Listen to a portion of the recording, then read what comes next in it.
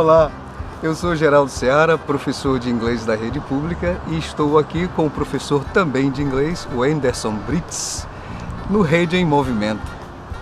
E aí, professor Wenderson, que inglês é esse que nós temos nas nossas escolas públicas?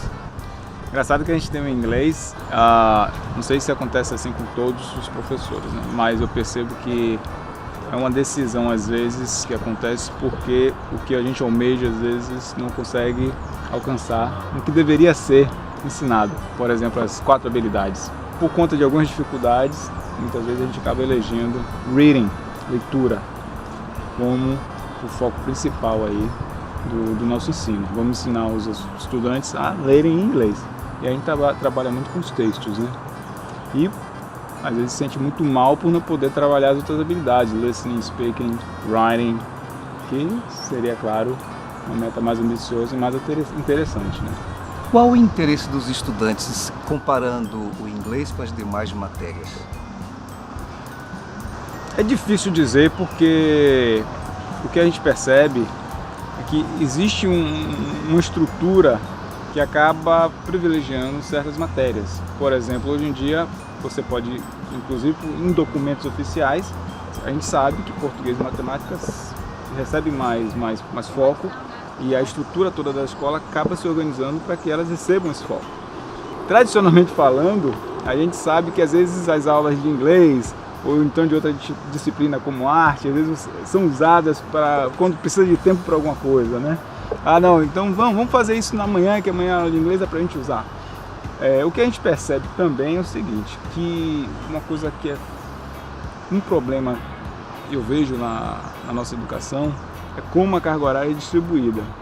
Então você tem aí, por exemplo, 50 minutos, 50 minutos. Às vezes você tem 2 dias na semana, às vezes você tem um dia com essa carga horária concentrada. E aí você tem um dia a dia no ambiente escolar, em que inglês aparece ali pontualmente, some durante um bom tempo e só na outra semana. E aí você tem aquele ambiente de sala de aula, que você tem 10 minutos de conversa, 10 minutos de arrumação, 10 minutos de disciplina. E aí o que sobra para o inglês, né? Então essa é uma coisa que a gente precisa pensar muito em relação ao ensino de inglês. Como distribuir essa carga horária e como permear mais a realidade do aluno com o inglês. Para que esse inglês seja mais presente, né? No ambiente escolar. Porque às vezes o inglês está presente fora da escola. Está presente na internet, está no YouTube, nas redes, às vezes no interesse do aluno, nos games. A gente estava conversando aqui, né, sobre os games. Então assim, o inglês está aí, toda parte. Mas como é que a gente pode trazer o inglês para permear mais a realidade escolar do aluno? Interessante isso. Então nós poderíamos também contar com a ajuda dos nossos colegas, já que o inglês está em toda parte, ele também está nos textos com os quais os nossos colegas trabalham.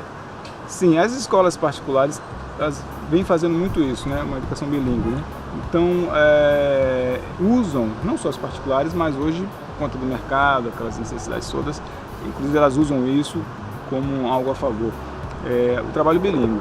Elas usam as outras disciplinas, ensinam conteúdos de outras disciplinas em inglês. Texto de matemática, um problema em matemática está em inglês, vai estudar sobre a célula, tem um texto em inglês, então ele acaba entrando em contato com o inglês, mesmo fora da aula de inglês. Seria algo interessante a gente poder fazer isso na rede estadual também, né? Vai ter uma aula de biologia, traz um texto de inglês para o aluno ler. O aluno, digamos, se o professor de biologia ainda não sabe inglês, ele trabalha o assunto, na hora de revisar o assunto, ele traz um texto em inglês. Entendeu? Por que não? Então seria uma maneira a mais de você trazer e aumentar esse contato com a língua.